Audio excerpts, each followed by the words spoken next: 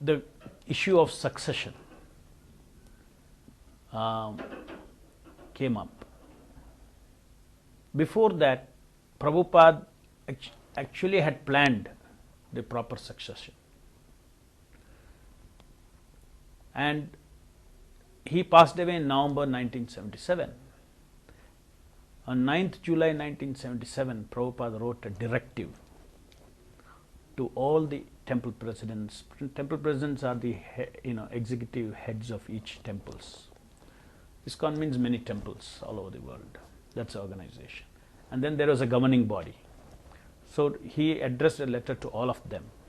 In other words, it's like an institutional directive, not a letter to one person, where he said how on his behalf 11 individuals whom he selected would act as his representative, and he even gave a name to that, Ṛtvik.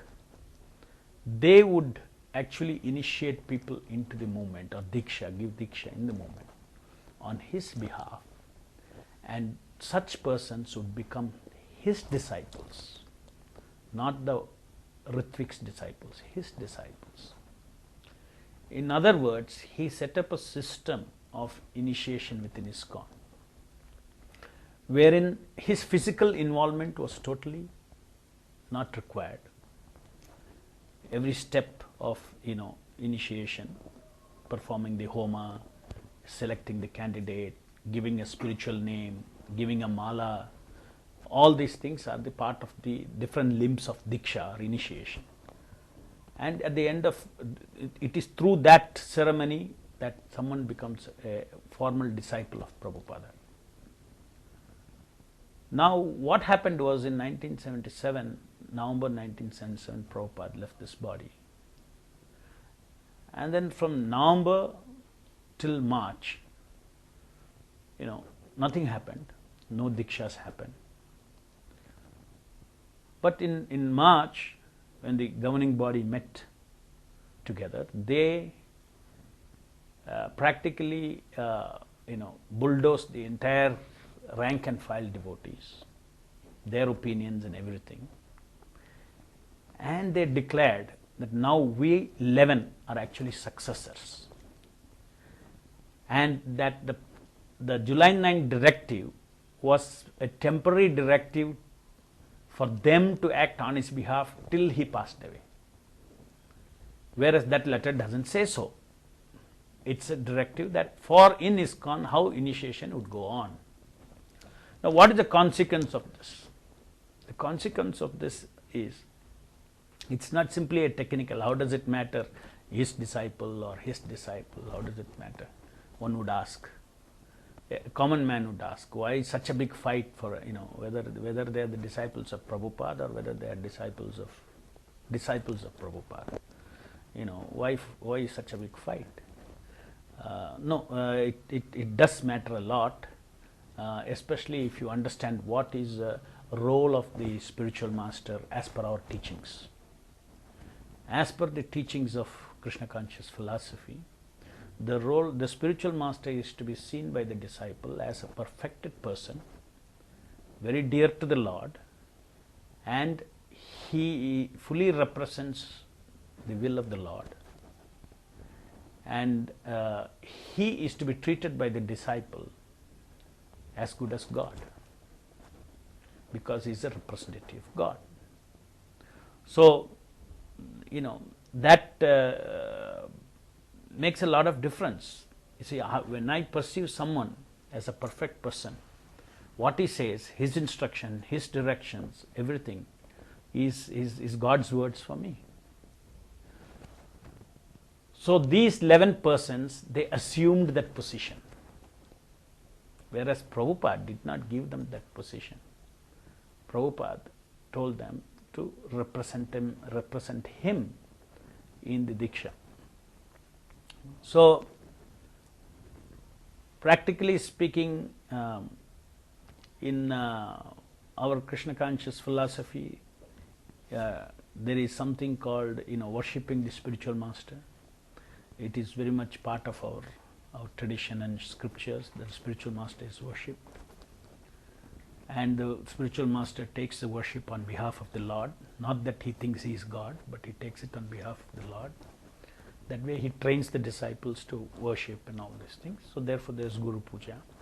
Now these 11 personalities, they started establishing puja for themselves in ISKCON. And when Prabhupada, during Prabhupada's time, Prabhupada had, set up the system where in each temple hall, Prabhupada's murti will be there.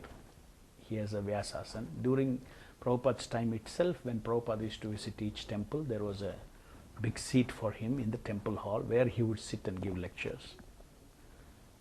Now these 11 personalities, what they did was, they cut the world just like cutting a cake into 11 parts.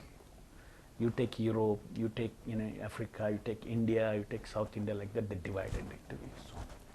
And in each zone, they practically became like Prabhupada for that zone.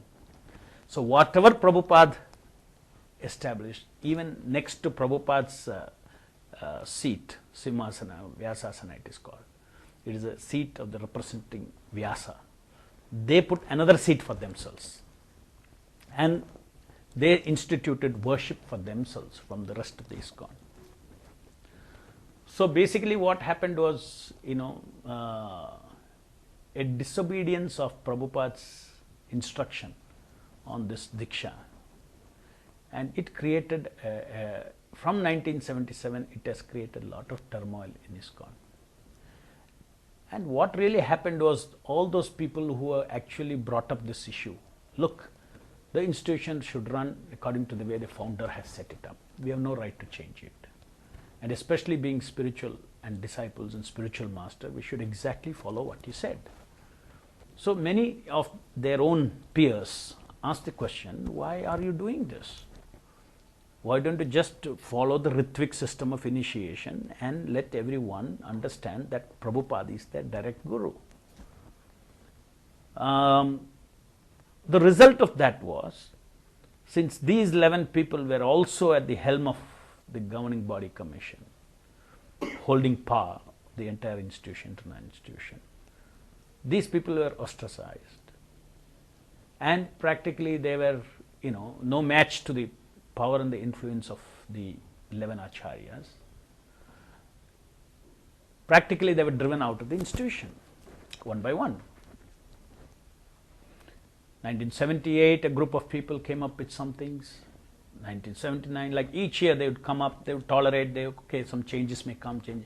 Eventually, Prabhupada initiated more than 5,000 disciples all over the world during his lifetime.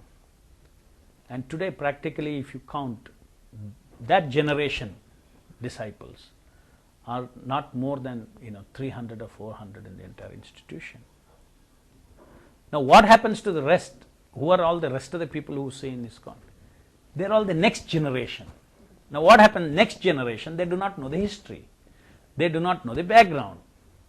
And they actually, these gurus, self-made gurus, self-proclaimed gurus, they teach their disciples, look, he is envious of me. Therefore he is questioning why I am guru. They don't tell the entire story. And this guru-disciple relationship is a sanctified thing. If I take, Diksha from you, and then if you are my guru, then if somebody comes and talks about it, it hurts, right? It's not a common thing that happens. I don't want my guru to be disrespected. But I do not know the background in which, like actually he is self-made, he is not authorized by Prabhupada. That all I do not know. I will simply, okay, I came into the doors of ISKCON. ISKCON has a system of Diksha. I take Diksha, X is my guru. Now those people who are the peers, they started telling, no, this is wrong system they are following. They are not, they are self-made gurus. So there is a whole, so the only way they can clear the atmosphere is by kicking them out of the movement in one way or the other. So practically the movement lost all the disciples of Prabhupada who actually built the movement from 66 to 77.